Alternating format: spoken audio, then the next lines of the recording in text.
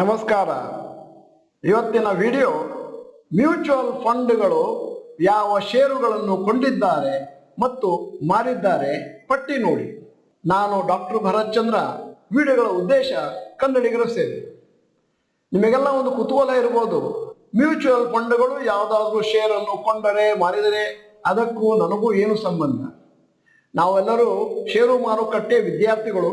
ಏನು ಯೋಚನೆ ಮಾಡಬೇಕು ಅಂತಂದ್ರೆ, ಯಾರಾದರೂ ಅದರಲ್ಲೂ ಮ್ಯೂಚುವಲ್ ಫಂಡ್ ಮ್ಯಾನೇಜರ್ಸ್ ಯಾವುದಾದ್ರೂ ಶೇರನ್ನು ಕೊಳ್ತಾರೆ ಅಥವಾ ಮಾರ್ತಾರೆ ಅಂತಂದ್ರೆ ಅದಕ್ಕೇನೋ ಡೀಪರ್ ಮೀನಿಂಗ್ ಇರಬೇಕು.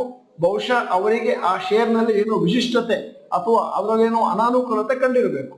ಆದ್ದರಿಂದ ಇಂತಹ ವಿಡಿಯೋಗಳನ್ನು ಮಾಡ್ತಾ ಇರೋದು ನಿಮ್ಮಲ್ಲಿ ವೈಜ್ಞಾನಿಕ ಮನೋಭಾವನೆಯನ್ನು ಸೃಷ್ಟಿ ಮಾಡ್ಲಿಕ್ಕೋಸ್ಕರ. ಆದ್ದರಿಂದ ವಿಡಿಯೋನ ಕೊನೆವರೆಗೆ ನೋಡಿ ಅಂತ ಸಜೆಷನ್ ಕೊಡ್ತಾ ಇದ್ದೇನೆ. ಆಗಸ್ಟ್ 2023 ತಿಂಗಳಲ್ಲಿ ಓವರ್ ಆಲ್ ಮಾರ್ಕೆಟ್ ಕರೆಕ್ಷನ್ ಆಯಿತು. ಒಂದಷ್ಟು ಕಂಟಿನ್ಯೂಸ್ ಅಪ್ ಟ್ರೆಂಡ್ ಇದ್ದದ್ದು ಏಪ್ರಿಲ್ ಟು ಜುಲೈಯಲ್ಲಿ, ಮತ್ತೆ ಕರೆಕ್ಷನ್ ಸ್ಟಾರ್ಟ್ ಆಗಿದ್ದು ಆಗಸ್ಟ್ ನಲ್ಲಿ. ಬಹಳ ದಿನಗಳ ಮೇಲೆ FIIs ಮಾರುಕಟ್ಟೆಯಲ್ಲಿ ನೆಟ್ ಸೆಲ್ಲರ್ಸ್ ಆಗಿದ್ದಾರೆ ಮತ್ತು DIIs ಮತ್ತು ರಿಟೇಲ್ ಇನ್ವೆಸ್ಟರ್ಸ್ ದೊಡ್ಡ ಪ್ರಮಾಣದಲ್ಲಿ ಷೇರುಗಳನ್ನು ಕೊಳ್ತಾ ಇದ್ದಾರೆ. ಮ್ಯೂಚುವಲ್ ಫಂಡ್ ಮ್ಯಾನೇಜರ್ಸ್ ಈ ಸಂದರ್ಭದಲ್ಲಿ ತಮ್ಮ ಫಂಡ್ ನಲ್ಲಿರುವಂತಹ ಪೋರ್ಟ್ಫೋಲಿಯೋನ ಒಂದಷ್ಟು ಚೇಂಜ್ ಮಾಡ್ತಾ ಇದ್ದಾರೆ. ಅದನ್ನ ನಿಮ್ಮ ಮುಂದೆ ಒಂದು ಲಿಸ್ಟ್ ಅಲ್ಲಿ ಇಡ್ತಾ ಇದ್ದೇನೆ. ಯಾವ ಷೇರುಗಳನ್ನು ಮ್ಯೂಚುವಲ್ ಫಂಡ್ ನವರು ಆಗಸ್ಟ್ ನಲ್ಲಿ ಸೇಲ್ ಮಾಡಿದ್ರು ಮತ್ತು ಪರ್ಚೇಸ್ ಮಾಡಿದ್ರು ತೋರಿಸ್ಲಿಕ್ಕೋಸ್ಕರ. ಈ ಲಿಸ್ಟ್ ಅನ್ನು ನೋಡಿದ್ರೆ ನಾನು ಆಗ್ಲೇ ಹೇಳಿದಾಗೆ ನಿಮಗೊಂದಷ್ಟು ಐಡಿಯಾ ಸಿಗುತ್ತೆ ಮುಂದಿನ ದಿನಗಳಲ್ಲಿ ನಾನು ಏನ್ ಮಾಡಬೇಕು ನನ್ನ ಪೋರ್ಟ್ಫೋಲಿಯೋದಲ್ಲಿ ಅಂತ. ಈಗ top 3 stocks bought and sold by SBI mutual fund in August 2023. Purchase ಮಾಡಿದ್ದು SBI mutual fund, Kajaria ceramics, Muthoot finance, LTI Mindtree. Sale ಮಾಡಿರೋದು Maruti Suzuki, Kotak Mahindra bank, SBI. ಈಗ top 3 stocks bought and sold by ICICI mutual fund August 2023.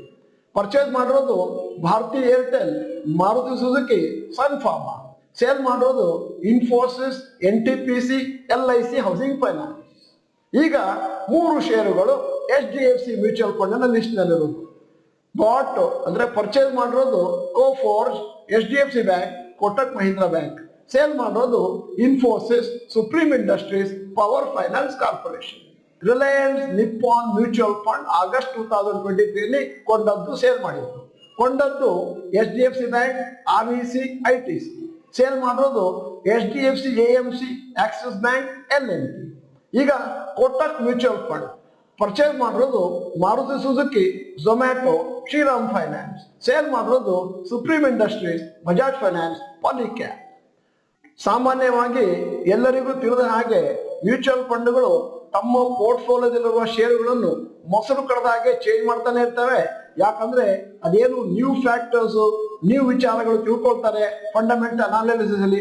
ಅದರಂತೆ short ಟರ್ಮಿಗೆ ಯಾವ್ದು ಒಳ್ಳೇದು, long ಟರ್ಮಿಗೆ ಯಾವ್ದು ಒಳ್ಳೇದು ಅಂತ ನಿರ್ಧಾರವನ್ನು ಕೈಗೊಂಡು ಅವರು ತಮ್ಮ ಪೋರ್ಟ್ಫೋಲಿಯೋನ ಆಗಾಗ ಚೇಂಜ್ ಮಾಡ್ತಾ ಇರ್ತಾರೆ.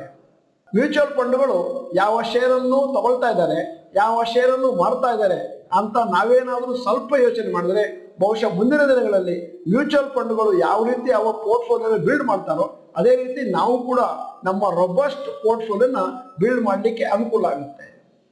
ಈ ವಿಡಿಯೋದ ಕೊನೆಯಲ್ಲಿ ನಮ್ಮ ಸಮೀಕ್ಷೆಗಾಗಿ ಒಂದು ಪ್ರಶ್ನೆ ಕೇಳ್ತಾ ಇದ್ದೇನೆ. ದಿನದಿಂದ ದಿನಕ್ಕೆ ಎಲೆಕ್ಟ್ರಿಕ್ ಕಾರಿನ ರೇಟ್ ಕಮ್ಮಿ ಆಗ್ತಾ ಇದೆ. ಮುಂದಿನ ದಿನಗಳಲ್ಲಿ ಡೀಸೆಲ್ ಕಾರಿಗೂ ಮತ್ತು ಎಲೆಕ್ಟ್ರಿಕ್ ಕಾರಿಗೂ ತುಂಬಾ ಕಮ್ಮಿ ಡಿಫ್ರೆನ್ಸ್ ಇದೆ ಮತ್ತು ಎಲೆಕ್ಟ್ರಿಕ್ ಕಾರ್ ಕಮ್ಮಿ ರೇಟ್ ನಲ್ಲಿ ಸಿಗ್ತಾ ಇದೆ ಅಂತಂದ್ರೆ ನೀವು ಎಲೆಕ್ಟ್ರಿಕ್ ಕಾರ್ ಅನ್ನು ಕೊಳ್ಳುವಂತಹ ಒಂದು ನಿರ್ಧಾರವನ್ನು ಕೈಗೊಳ್ತೀರಾ? ಎಸ್ ಅಥವಾ ನೋ ಅಂತ ಟೈಪ್ ಮಾಡಿ. ನೀವು ಡಾಕ್ಟರ್ ಭರತ್ ಚಂದ್ರ ಇನ್ಸ್ಟಿಟ್ಯೂಟ್ ಕನ್ನಡ ಚಾನೆಲ್ ಮೆಂಬರ್ ಅಲ್ಲ ಅಂತಂದ್ರೆ ಇದೀಗ ಸಮಯ. ಸಬ್ಸ್ಕ್ರಿಪ್ಷನ್ ಬಟನ್, ಬೆಲ್ ಐಕಾನ್ ಒತ್ತಿ. ವಿಡಿಯೋ ಚೆನ್ನಾಗಿದ್ರೆ ಲೈಕ್ ಬಟನ್ ಒತ್ತೋದನ್ನು ಮರಿಬೇಡಿ. ವಿಡಿಯೋನ ನಿಮ್ಮ ಎಲ್ಲಾ ಸ್ನೇಹಿತರಿಗೂ ಫಾರ್ವರ್ಡ್ ಮಾಡಿ. ವಿಡಿಯೋನ ಸಂಪೂರ್ಣವಾಗಿ ನೋಡಿದ್ದಕ್ಕೆ ಧನ್ಯವಾದಗಳು. ನಮಸ್ಕಾರ.